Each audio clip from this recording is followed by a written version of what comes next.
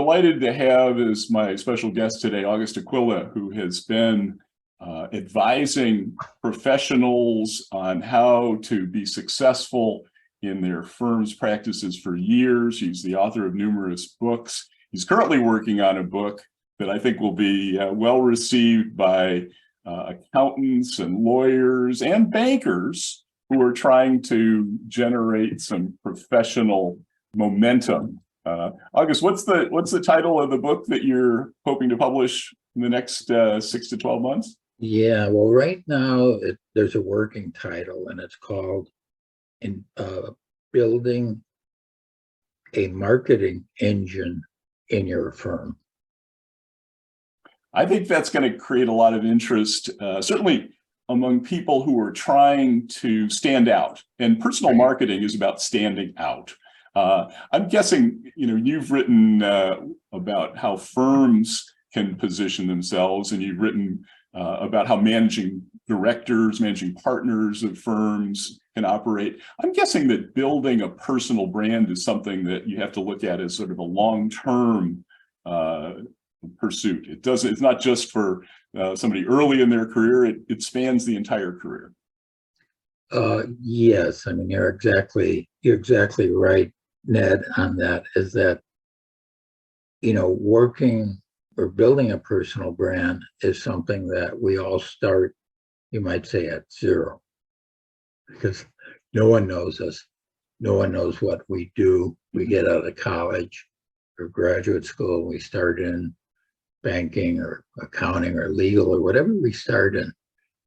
Really, for the most part, unless your last name happens to be Rockefeller or something like that, well, most of us aren't known in our industries. And building a personal brand is a lifelong endeavor to really get known in your marketplace, not throughout the entire world, but just in your marketplace, to the types of clients that you want to serve, and to your key referral sources where you're going to help them and they're going to help you. So it's a process. The key word is personal.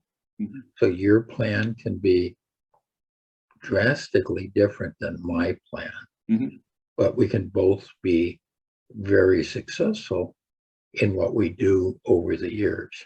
And that would start with, as you point out, having a clear idea about who you're trying to serve, who your ideal clients might be. And that would dictate, for example, one of the elements of a personal brand is trying to decide which organizations you might want to get involved in, as an example.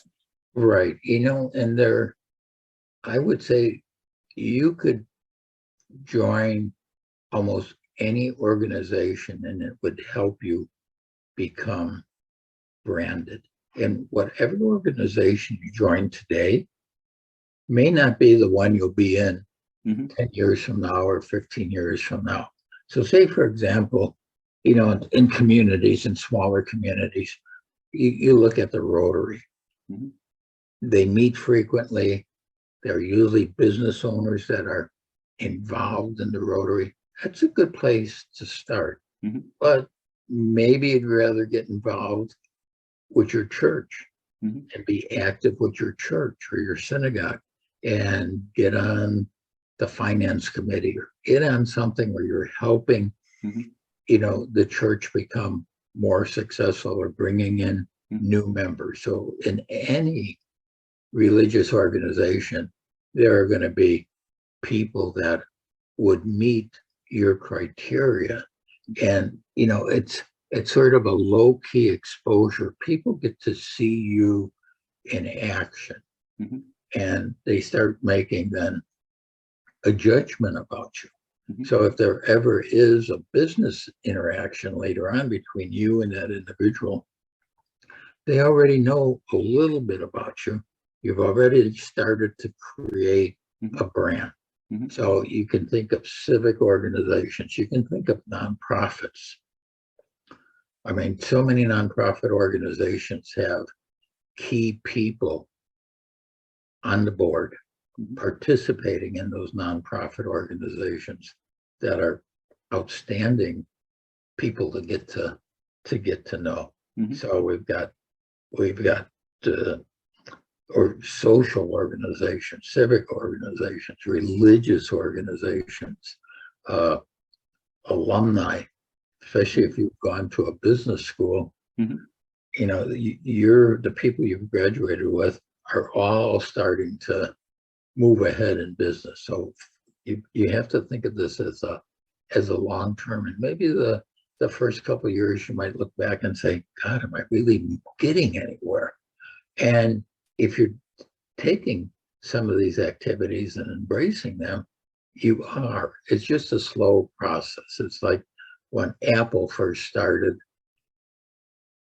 it wasn't what it is today, 30 some years later. It wasn't the powerhouse that it was two guys in a garage, right?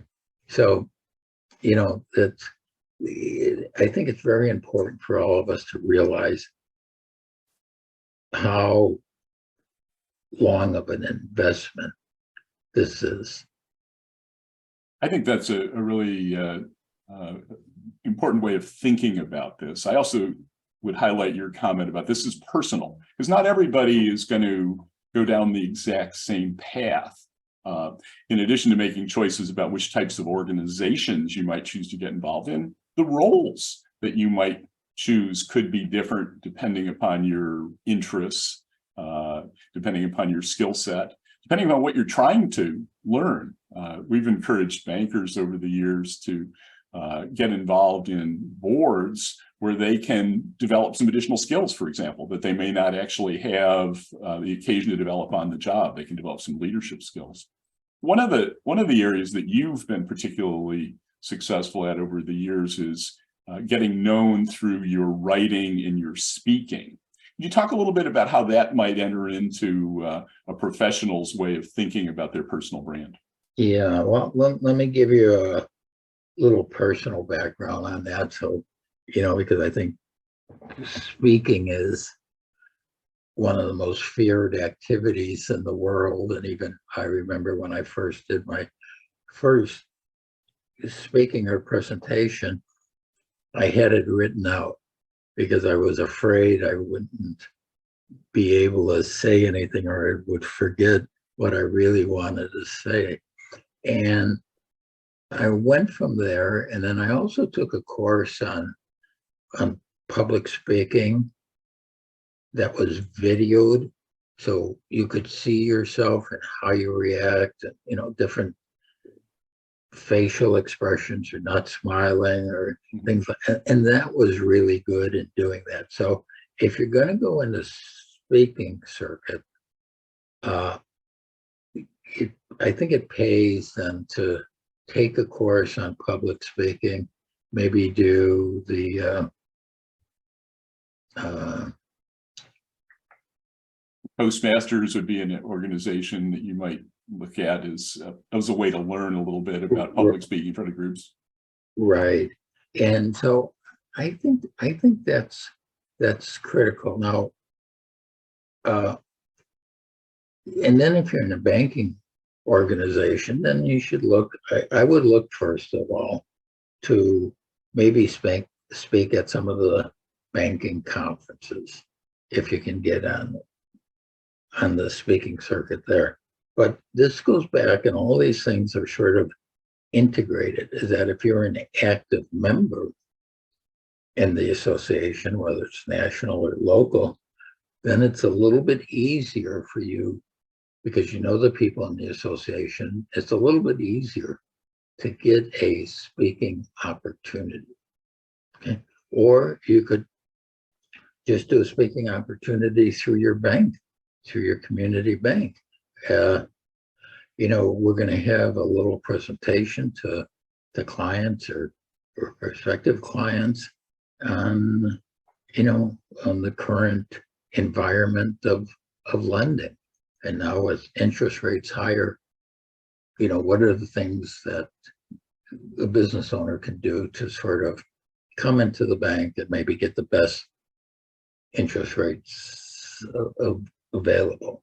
Or I think your point is a good one. You can start small. It certainly is valuable if you're interested in this. And that's the important thing. If you're interested in this as one of the ways to build your brand, you can take classes, but you could start doing internal presentations. You could start small. You could team with somebody to do a presentation. I mean, there are a lot of different ways you could get at this without going whole hog in this. Basically, find out whether you like to do this is something that might be valuable. And I think you have to start small, because no one is going to let you speak in a keynote role unless you've got previous speaking engagements. So I remember a long time ago when I was a partner at an accounting firm in Chicago, and we used to do a lot of, we did two types of seminars with banks. We did a lot of asset-based lending seminars, where we would teach the bankers how to do asset-based lending back then. And we tied that in with a chart in the local newspaper, Crane's Chicago publication. And we got the bankers to give us information about what they were looking for in their asset-based lending division, what type of clients. And so that was published every month. And then we did these seminars where the bankers and us and our members of the firm, is that we could get some public experience, public speaking experience. And then the other types of seminars that we did with bankers were on economic development zones. Because at the time, you could get a tax credit if you developed a business or so in any of these economic development zones of the city. So, and those were well received. So, I mean, it was helping us and it was helping the banks. So there's a mutual win-win, you might say, when we did those things. Also created the possibility for bankers and accountants to get to know each other a little bit better on a personal level, because that's one of the ways that obviously people can create a personal brand, to be known by some of the other professionals in the community, which is obviously important. Yeah, and I think you bring out a good point about getting to know each other, because when you think if there's going to be something in common between you and me for us to develop a relationship going forward, right? And maybe it has nothing to do with the business environment or the business world, is that you may love baseball and I may love baseball. And that might kick off a great relationship going forward. Or our kids might be in the Boy Scouts together.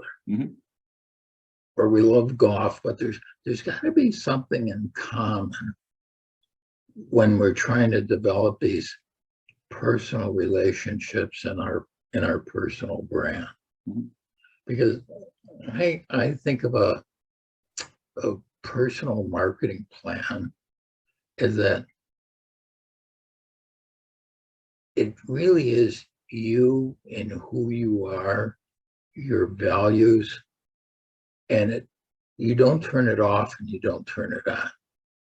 Okay, so if you're on the golf course with someone, you better be the same person you are when you're talking about, your business life. If you're on the golf course and you're kicking a ball or doing, picking it up and dropping it 10 yards closer, you've just shot yourself in the foot.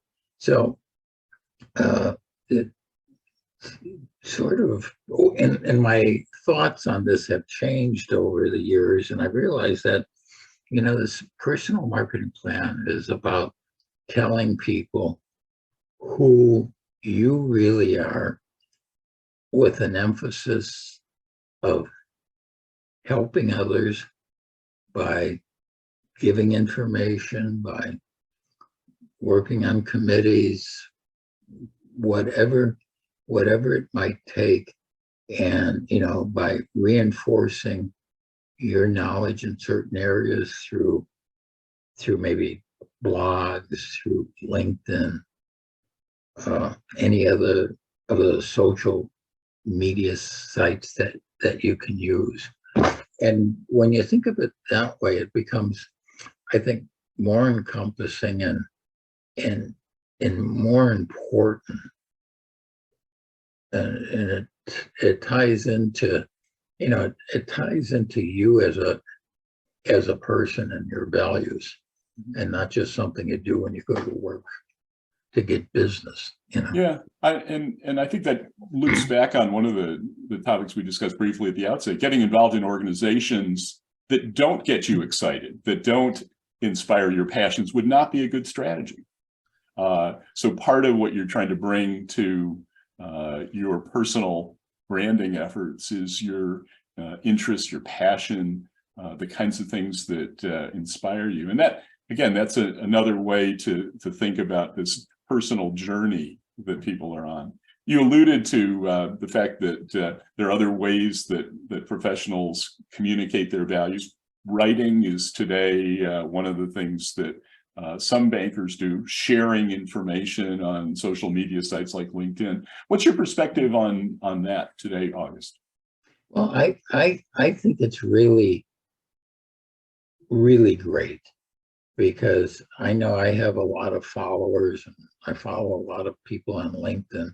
And if I see something that is really interesting to me, I'll copy it and, and put it out to my 2,000 people or so that I communicate with. And you don't want to abuse it, obviously, but if you have something important to say, and it doesn't have to be long, and maybe it's just, bringing somebody's awareness to, an issue, a business issue, or that might have an effect on them. I mean, I can't think of any other easier way to do that. In the old days, you might say firms had and banks had printed newsletters, and those would go out maybe monthly, quarterly, depending on the cycle. But by the time something got out, it was, a month or so later, where today it's instantaneous to share that information with your group. So I have never seen, I've scratched my head, and I don't think there's,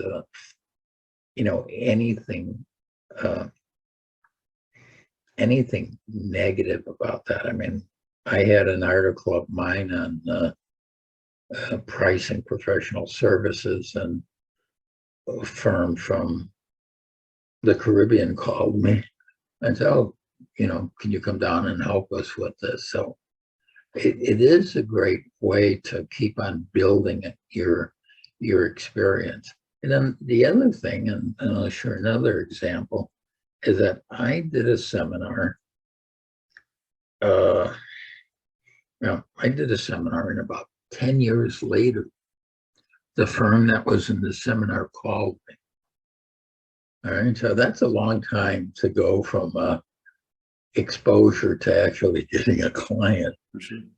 Okay, so but they called me and they became a client, and I worked with that firm for probably about an additional 10 more years, and then eventually I helped them sell to a bigger firm. But they were one of the best clients I worked with, a good client, and we just knocked it off. So, that's the other thing I think you have to realize, is that when you do a presentation or you write something, you may not get an immediate client out of it, but it keeps on building on your expertise, whatever your expertise you're trying to build. And eventually, if you do this and you do become known and you start writing articles, and you get into banking publications or business publications, or you get online, or you do your own podcasts or things like that, business does come. But it's a slow cycle, because it goes back to the idea that you have to get known by your, as you mentioned earlier, your target market.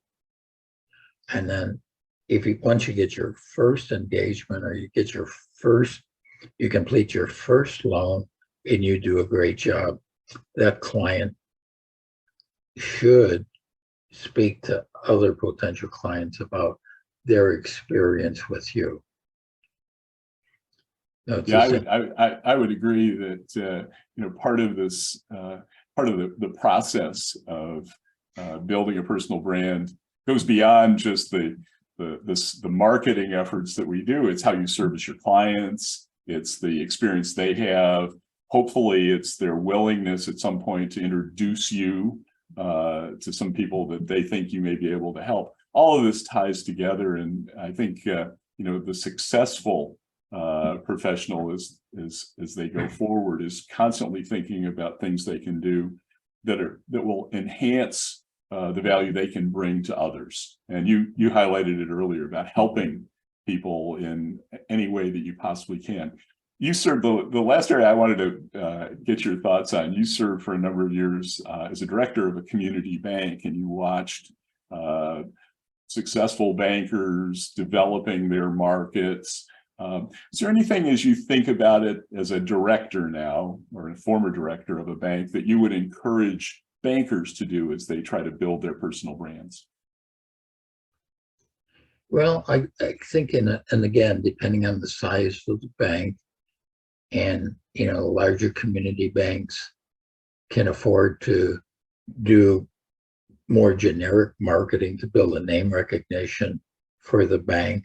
But I think it's important for the lending officers to interact with board members. And maybe it's a short presentation, a two-way presentation, I would say, at board meetings, where the lending officers have an opportunity to ask the board members what their expectations are for new business and the type of new business. And then for the lending officers to sort of present to the bank what they're doing and how they're doing it, or to the board what they're doing and how they're doing. I don't know, Ned, I don't know if there's no silver bullet, or there's no magical answer to do this. I think sometimes 9/10 of being a successful lending officer, accountant, or professional is that you got to have sort of the fire in the belly. You have to have the passion to do this. This is what excites you. This is what gets you out of bed. Now, it might not get other people out of bed, like, oh, you're a lending officer, my God, how, or you're an accountant, how boring could that be? But it's not, because you're working with people, you're helping people succeed, you're helping their businesses succeed. You're developing relationships over years with some of these people. So, I mean, what can be more exciting than being able to do things like that? Great advice. I do think that there's a lot of wisdom in the perspective that you've provided today. There's a lot of insight into what it takes to be a success over the long haul, and you certainly have done that in your career. And I'm looking forward to seeing the book that comes out on how firms and professionals can energize their marketing sometime in the not too distant future. But August, thanks for spending the time with us today. Okay, thank you, Ned. I enjoyed it.